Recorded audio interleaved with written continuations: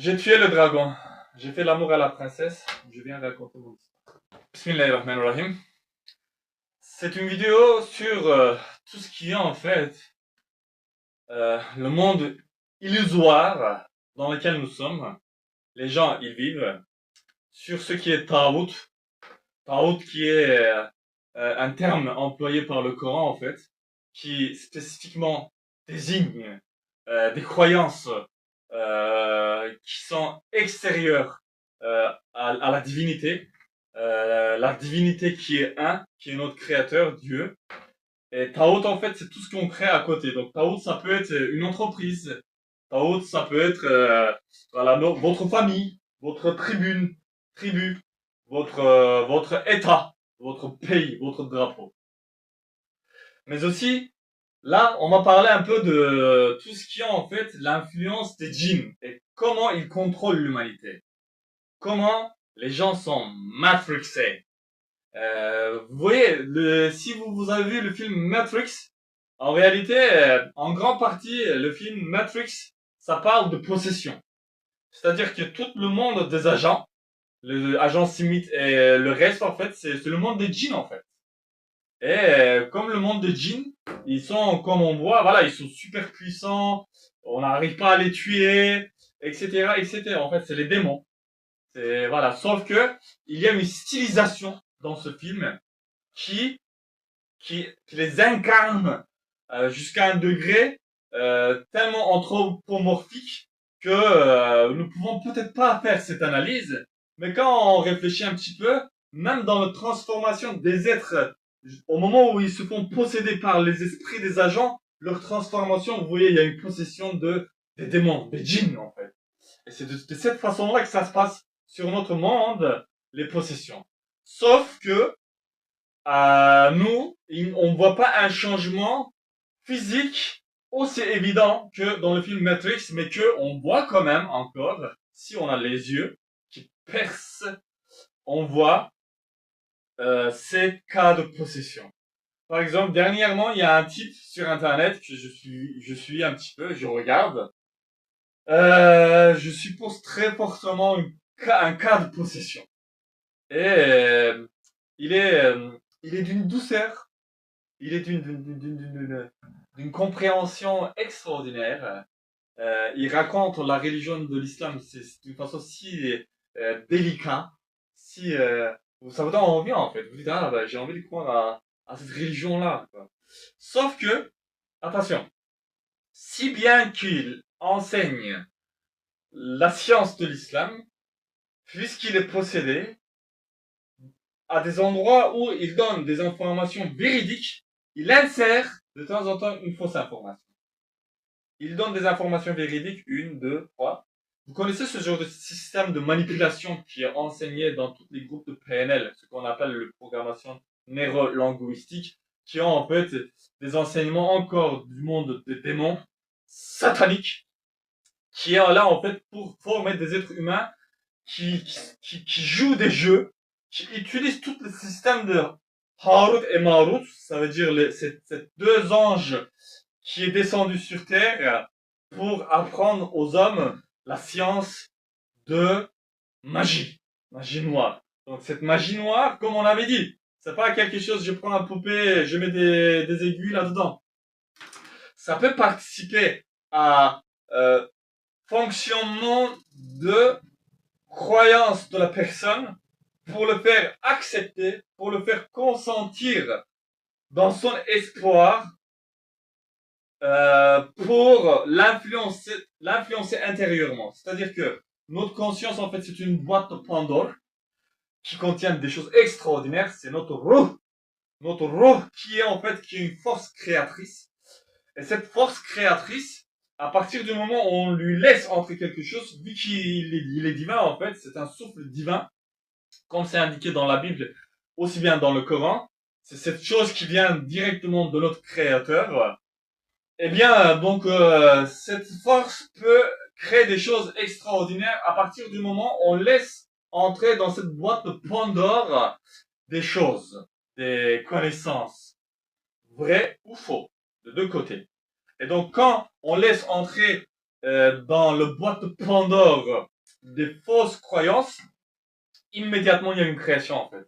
Dans ce monde-ci, aussi bien matériel, lourde, que dans le monde subtil. Ce qu'ils appelaient les Grecs anciens le monde éthérique. Cette monde éthérique, cette monde légère existe réellement. Donc comme on avait dit, attention, pas de tribalisation, pas de racisme, pas de une sorte de clanisme fasciste. Mais un clan peut se former, le clan des véridiques peut se former d'une façon organique, sans avoir un rapport de détestation pour pouvoir se réunir. Ils se réunissent parce que ils servent les mêmes euh, vertus. Et donc, il y a un clan qui s'organise organiquement et c'est pour l'amour de la vérité. Donc, on voit dans ce film Matrix que les êtres se font posséder par des djinns et ils deviennent extraordinairement puissants et que ils peuvent tuer. Et ils tuent. Ils tuent plusieurs personnes, ils tuent toute l'équipe qui est là pour réveiller, pour débrancher les autres. En fait, ce débranchement, c'est en fait ce qui faisait Jésus, paix sur lui, ce qui faisait tous les prophètes, paix sur eux, et ce qui font tous les hommes et femmes saints, qu'Allah les agrée. Donc, cette dépossession est l'affaire qu'on doit entreprendre dans notre monde. On doit dématrixer les gens, en fait. C'est la mission qu'on a à faire. Et cette dématrixation, c'est comme déterritorialisation de Gilles Deleuze. On va dématrixer les gens. Comme Gilles Deleuze, il déterritorialisait. Bien sûr, c'est difficile parce que on doit faire entrer dans le corps des puissances, des forces. C'est-à-dire qu'aujourd'hui, le monde des djinns et des hommes s'est créé dans une sorte de bienveillance hypocrite, illusoire, mensongère, où toute la violence satanique est derrière un paravent qui se cache, soi-disant, une service de sécurité qui est en fait en réalité là que pour détruire les hommes et qui se permet toutes les horreurs du monde et qui empêche une violence tout en droit et en justice pour déposséder les gens. Parce que il y a besoin à certains moments de la violence qui est utilisée pour la justice divine. Et cette justice divine nous est enseignée de cette façon-là et on doit le comprendre parce que je sais que beaucoup de personnes, des gens, personnes possédées, des gens qui sont vraiment complètement sous l'emprise de ce monde de djinns en fait. Eux, en fait, ils sont là, ils attendent quelqu'un qui réagisse un petit peu agressivement pour tout de suite le calomnier. Pour dire, voilà, oui, ils sont comme ça, là, là, là. Mais derrière, ils préparent des machettes pour vous couper en pièces, en fait. Ils ont des pièces de torture en bas dans les caves, en fait, avec des chiens qui vous envoient sur vous pour vous déchiqueter. Pour de vrai, hein, c'est pas des blagues, c'est pas des hypothèses, c'est pas des narrations inventées. Ça se passe comme ça, dans notre monde actuel, là. Comme on l'a dit, on répète, ici, c'est une chaîne d'éveil réel, de méditation de ce qui se fait. Et on doit venir en one air sync les botter au cul à ces chacals qui viennent de Chacalistan, comme vous le savez. Mais qu'on va les renvoyer vraiment avec des bleus dans leur cul. Tellement on va les botter leur cul qu'ils vont devenir des schtroumpfs en fait. Donc voilà, j'appelle aux braves de se réveiller pour de vrai, pour prendre leur force, leur confiance et de rester toujours digne et de ne pas avoir peur de combattre les obscurités, les satanistes. Parce que c'est vraiment une mission que nous avons à faire. Nous ne sommes pas venus sur cette terre pour gagner un peu de sous, créer une sorte de pays tribaliste, fasciste, dégueulasse, qui n'a aucun esprit ni la connaissance réelle de l'existence pour détester les autres, mais pour s'éveiller à la grande vérité, qui est la vérité de notre Créateur et notre mission si extraordinaire d'incarner la mission que notre Créateur nous a donnée, qui est la sainteté. La sainteté qui n'accepte pas de demi-mesure. La sainteté qui est être maître des pôles opposés, aussi bien de la droite que gauche. Donc, on doit maîtriser ces deux côtés-là. On doit maîtriser aussi bien le bien que le mal. Mais là, il faut faire attention. Donc, le croyant, il aime le bien et il maîtrise le mal. Vous voyez? On n'aime pas le mal, mais on reconnaît le mal, et même à travers le mal, on voit la grandeur de notre Seigneur sans l'aimer, parce que c'est la création de notre Créateur encore qu'on doit comprendre. Pourtant, c'est ce quoi nous combattons, tout en le maîtrisant. Donc, c'est toute la science de Yin et Yang du monde asiatique. Ça enseigne ça en fait. Ça, à premier abord, ça peut paraître super simple, extraordinairement simple, mais une fois qu'on comprend, c'est d'une complexité mais miraculeuse.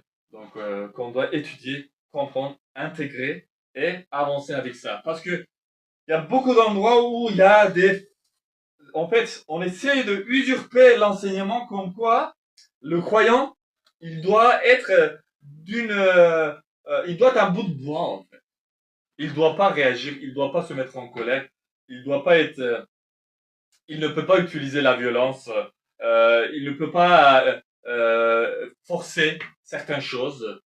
Il doit être en fait un bout de bois, comme ça. Hein. Et, toutes les yogis de mes deux là, qui essayent de Shiva, Shiva, Shiva.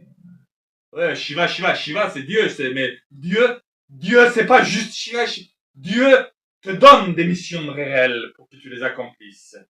Les voies du Seigneur, comme on l'a dit, sont peuplées de roses réservées et des épines. Il faut aimer et les roses et les épines. Mais si tu fais juste une approche hypocrite de religiosité, tout en cachant la vérité en fait, parce que quand tu caches la vérité, tu nies toute cette horreur du monde, tu n'es pas un être spirituel. Tu es un menteur en fait, tu es un hypocrite. Et ça sert à rien. Alors, on revient à un autre sujet. Donc, cette carte possession, comme on l'a dit, rend les gens forts. Et tout système, ça sert à ça. Et on nous empêche de utiliser nos forces. Parce que dès qu'on commence à utiliser nos forces, il y a toujours des chefs d'accusation. Il y a toujours... de toute façon, ils ont beaucoup de systèmes de protection qui nous empêchent de faire ce que nous avons à faire, de purifier ces chacals. C'est sataniste. Mais on va le faire, tôt ou tard, parce que Dieu a donné sa parole. Et cette parole va se réaliser. Il n'y a pas de choix. Et il y a de puissances qu'on ne peut imaginer. C'est lui des archanges, par exemple, qui va s'abattre sur cette terre et vont écraser par leur puissance mise au service des humains par la grâce de notre Créateur. Et ça va arriver, c'est en train d'arriver. Alors, comment débrancher, dématrixer les gens? Donc, déjà, on fait une quête, en fait. C'est quoi le quête? Le film Matrix, en fait, c'est une des exemples les plus adéquats pour exposer le concept du voyage du héros qui a été révélé d'une façon le plus claire possible par Joseph Campbell dans son livre connu.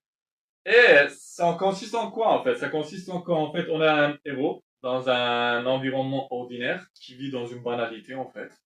Néanmoins, il ressent un besoin de changement. Il est en quête. C'est pour ça qu'on doit être en quête. Et à un moment donné, il se réveille à un appel en aventure. Et il suit cet appel de l'aventure. Le lapin dans le Matrix. Ensuite, il rencontre son mentor, qui est Morpheus dans Matrix. Ensuite, il y a un conflit intérieur d'accepter ou pas la mission. Donc encore, on voit tout le combat intérieur de Neo dans le film Matrix. Mais une fois qu'il a accepté sa mission, il commence tout son combat avec les protagonistes et antagonistes, avec des va-et-vient, jusqu'à le seuil de la mort. Il doit combattre jusqu'à la mort, où il y a un combat entre l'agent Smith et Neo. Neo qui est tué, qui revient de la mort et qui tue le dragon. Vous voyez? C'est toujours le même récit, c'est toujours les mêmes narrations. Et tout ça, ça raconte des profondeurs en réalité. Des profondeurs qui est liées à notre âme, à notre ruha, à notre ruh, donc qu'on doit comprendre. Et une fois qu'il a tué le dragon, il revient à la vie, il fait l'amour avec la princesse. En réalité, la princesse, dans les contes anciens de médiéval par exemple, elle est toujours dans un lieu haute, comme une sorte de tour. Vous voyez, en fait, l'amour qu'on fait à la princesse, ça se passe dans la conscience, en fait. C'est pas notre zizi. C'est pas avec le zizi qu'on fait, dans le monde bas astral, mais dans le haut astral. C'est-à-dire ici. Qu'est-ce qui se passe? C'est-à-dire qu'en fait, le héros, il conscientise d'une façon parfaite le yin et yang, c'est-à-dire le bien et le mal. Il est dans le bien, il maîtrise le mal, et il est dans une harmonie, et il revient à la vie pour raconter son histoire. Donc, j'ai tué le dragon, j'ai fait l'amour à la princesse, je viens raconter mon histoire.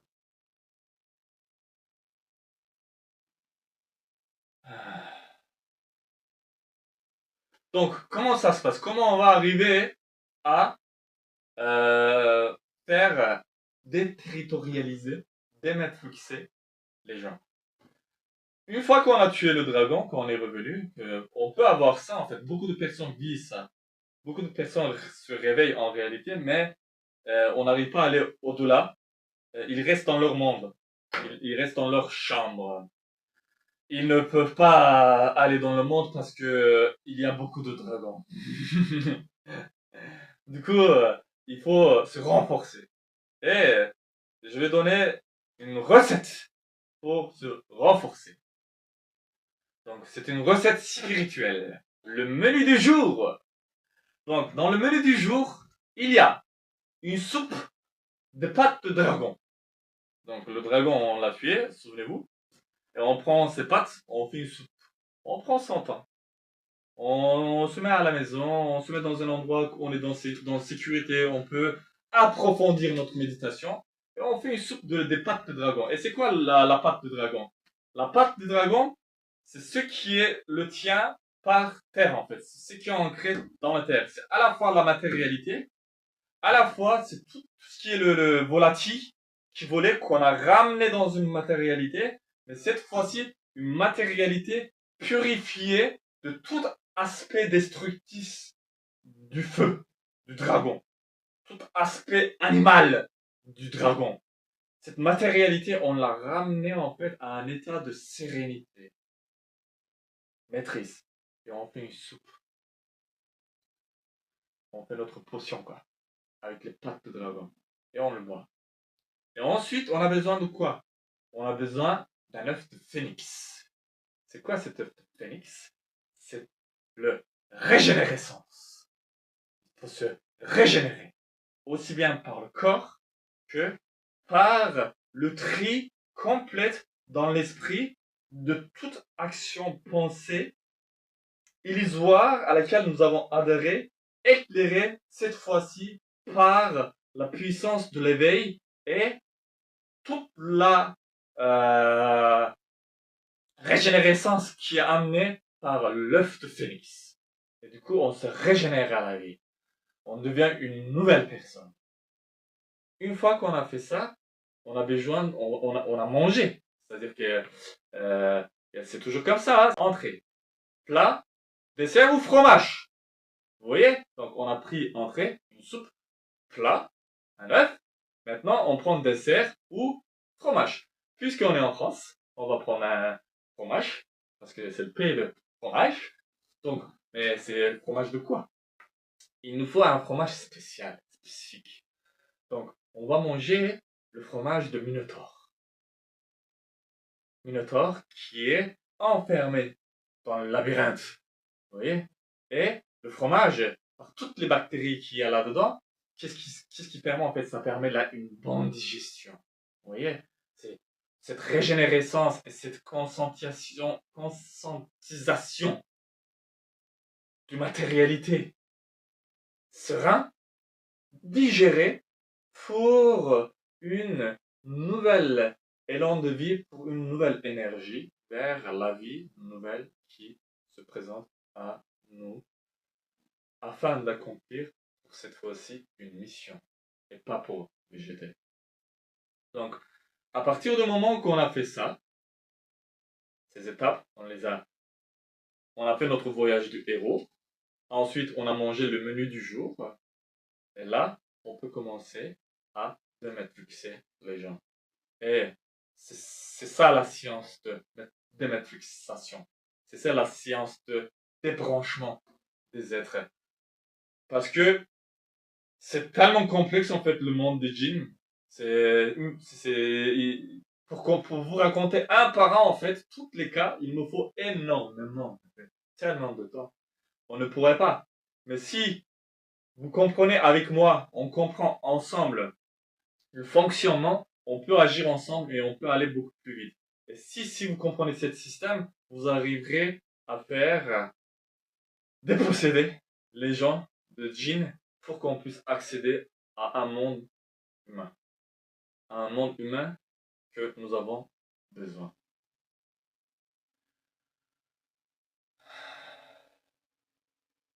Certaines forces doivent être appliquées. Ici, il y a un marteau, vous voyez? Cette marteau est là, pourquoi? C'est pas parce qu'on est violent. Au contraire. Un être éveillé déteste la violence. Mais un être éveillé est iconoclaste, comme Abraham fait sur lui, comme Moïse fait sur lui, comme Jésus fait sur lui, comme Mohammed. Donc, c'est à ça que ça sert. C'est à ça que ça sert, ce marteau. C'est d'être iconoclaste. De casser toutes les icônes mensongères pour faire apparaître la pureté. Je vais donner avec une dernière exemple pour qu'on comprenne. Quand je raconte mes vidéos, plusieurs personnes ils m'ont fait des retours. Ils m'ont dit, mais tu es un petit peu trop agressif. Vous voyez, des choses comme ça. Et en fait, c'est toujours des gens ou peureux, ou possédés, ou ils sont encore dans un monde illusoire qui ne comprend pas la réalité des choses. C'est pour ça qu'ils agissent de cette façon, ou c'est des satanistes en fait, qui veulent pas qu'on obtienne cette force justement.